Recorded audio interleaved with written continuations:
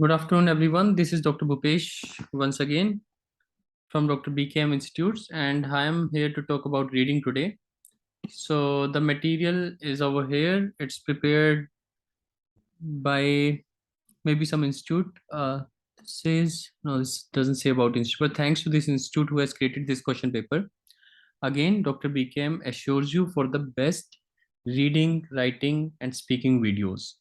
Means I'm here to help you with the questions. So we do not create the material, we just use the material and help you to resolve your doubts. So question number 8, I am recording for you. What do we learn about sleep in the second paragraph? In the second paragraph, what do we learn about sleep? Okay, let's go to the second paragraph and go learn about this. A common refrain amongst sleep scientists about 2 decades ago was that sleep was performed by the brain in the interest of the brain.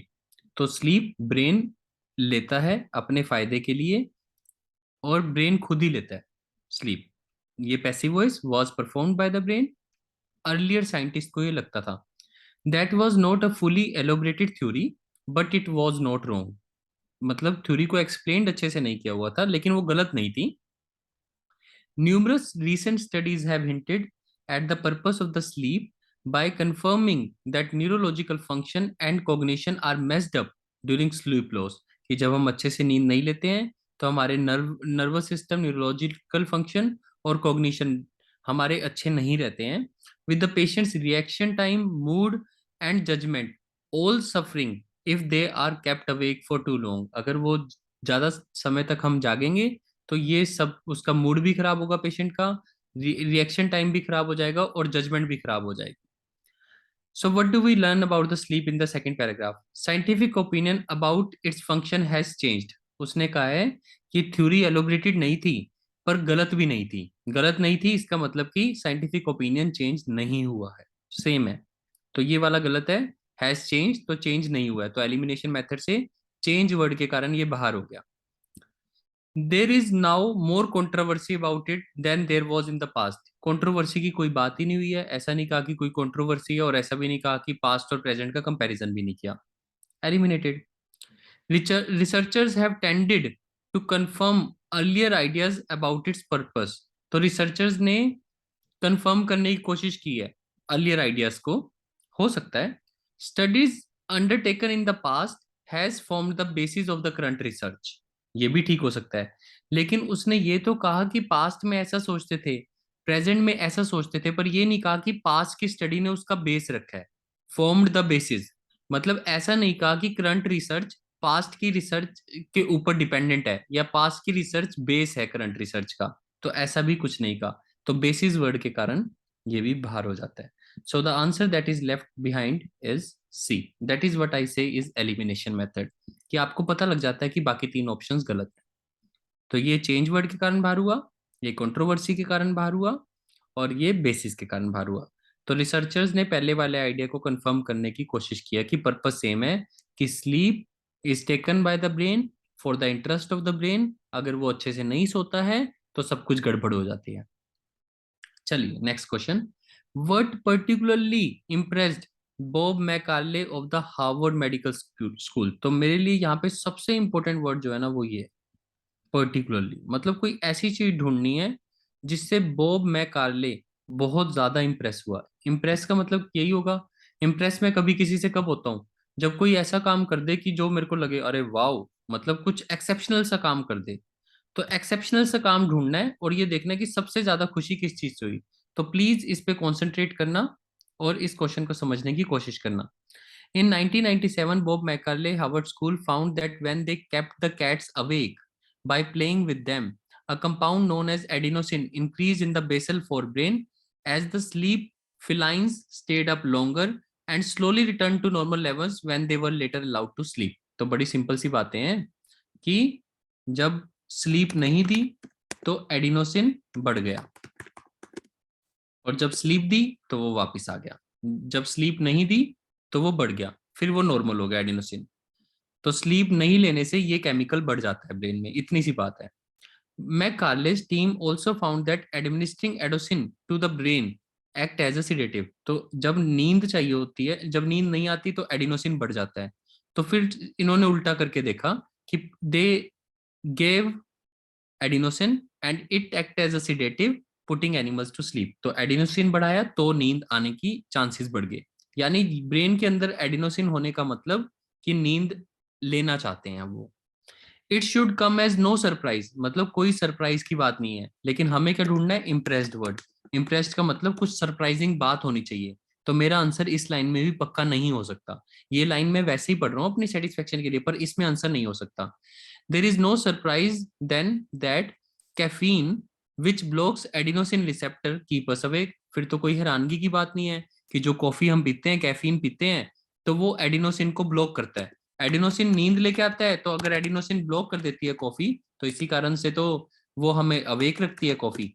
इसीलिए coffee help करती है। यानी जब हम coffee पीते हैं तो adenosine receptor block हो जाते हैं और फिर हमें नींद नहीं आती, इसलिए कॉफी पीने से हम जाग सकते हैं। Teaming up with Bashir and others, Macaulay later discovered that as adenosine levels rise during the sleep deprivation, so do concentrations of the adenosine receptor. फिर एक हैरानी की बात ये देखी कि जब नींद नहीं आती तो एडिनोसिन तो बढ़ते हैं, ये तो हमें पता है, इंक्रीज होते हैं, लेकिन इसके साथ साथ एडिनोसिन रिसेप्टर भी बढ़ जाते हैं। ये खास बात देखी उन्होंने कि यानी कि एक चीज नहीं, दो चीजें बढ़ती हैं, एडिनोसिन भी और एडिनोसिन रिसेप्टर भी बढ़ जाते हैं। So the brain has cleverly so do concentration magnifying the molecule sleep inducing effect, जिसके कारण से नींद बहुत ज्यादा आने लग जाती है। यानी कि ब्रेन ने क्लेवरली डिजाइन किया। तो ये क्लेवरली वर्ड भी तो मेरा इंप्रेशन वाला वर्ड हो सकता है ना। क्लेवर का मतलब अगर कोई चालाक है तो वो मेरे को इंप्रेस करेगा। तो ये बहुत इंपॉर्टेंट लाइन लग रही है। The brain has cleverly designed a two stage defence against the consequences of sleep loss. यानी ब्रेन को जब नींद नहीं मिलती तो उसने उसके अगेंस्ट में दो स्टेज डिफेंस बनाई है। टू स्टेज का मतलब क्या है? One is adenosine, second is adenosine receptor. So adenosine may underline some of the cognitive deficit that result from the sleep loss. McCarley and colleagues found that infusing adenosine into the rats for basal forebrain impaired their performance on the attention test. तो जैसे ही rats को adenosine दिया तो उनको भी नींद आने लगी, तो अटेंशन टेस्ट में तो वो ऑब्वियसली परफॉर्मेंस कम आएगी, इंपेयर्ड होएगी। Similar to that seen is sleep deprived humans. तो जब आप अच्छे से नहीं सोते हो तो आपकी परफॉर्मेंस घटती है। But adenosine levels are by no means the be all and all of the sleep deprivation. तो मतलब जो आंसर हम ढूंढ रहे हैं वो इस वाली लाइन में है कि ब्रेन के दो स्टेज मैकेनिज्म है, और वो दो स्टेज मैकेनिज्म क्या है कि जब हम नींद नहीं लेते तो एडिनोसिन के साथ साथ एडिनोसिन रिसेप्टर भी बढ़ता है। तो ये हमारा आंसर है।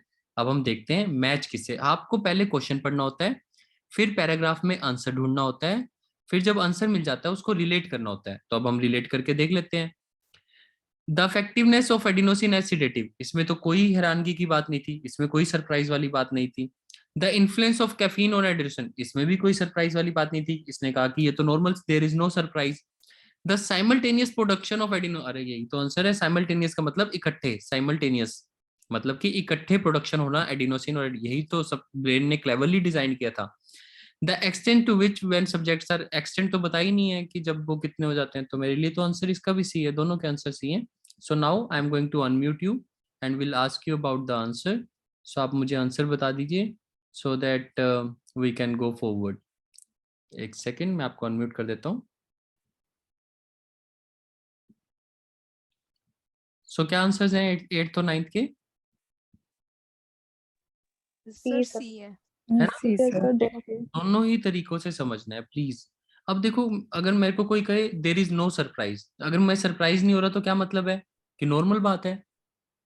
तो वो तो नॉर्मल बात थी। तो कभी भी क्वेश्चन को ऐसे नहीं करना आपने कि भाई ये लाइन मैच करती है। वो तो एलिमिनेशन मेथड में जो मैच नहीं करता उसे बाहर करते हैं, लेकिन दो ऑप्शंस मैच भी कर सकती हैं। लेकिन उनमें से फिर ये ढूंढना है कि क्वेश्चन कौन सा ठीक है, क्वेश्चन क्या है मेरा। तो क्वेश्चन ये है कि हैरानगी की बात क्या है। तो ऐसी कौन सी बात है जिसने इंप्रेस किया, तो मेरे को वही चीज इंप्रेस करती है जिसपे मैं हैरान होता हूँ, या फिर कोई चालाकी। So brain has cleverly designed कि भाई एडिनोसिन भी बढ़ेगा, एडिनोसिन रिसेप्टर भी बढ़ेंगे। So this is how you do these questions and this is what it is all about. तभी मैं कहता हूँ it is not a big deal, it's just about understanding the options. और elimination method देखो कैसे आराम से काम करता है। ये सब बातें, अगर आप ये सब बातें पैराग्राफ में समझ जाओ तो ये तीनों बातें बाद में ये दी नहीं हुई, क्लेवरली डिजाइंड वाले वर्ड को आपको पकड़ना था। तो इसमें जो मेन था, क्वेश्चन को हमेशा ध्यान से पढ़ लो, व्हाट पर्टिकुलरली इम्प्रेस। तो सोचो कि मैं किसी से इम्प्रेस कब होता हूँ, जब कोई अलग चीज हो रही हो। तो वहां पे अलग चीज हो रही थी, एक ही लाइन थी कि brain has cleverly design mechanism. This is how you do it. So this is doctor Bhupesh from Dr. BKM Institute. Our contact number is 7696734256 and please understand OET reading में एलिमिनेशन मेथड ही लगाना, वो आपको best save करेगा। Second question में elimination से ज्यादा question ये था कि आपको क्वेश्चन पढ़ने में उसने वोकेबलरी से आपके साथ खेला, तो वोकेबलरी को भी थोड़ा थोड़ा समझना है, हिंदी में और पंजाबी में कन्वर्ट करके देखना है कि इम्प्रेस का मतलब क्या होगा। सो तब आपको ये क्वेश्चंस इजी लगेंगे। Thank you.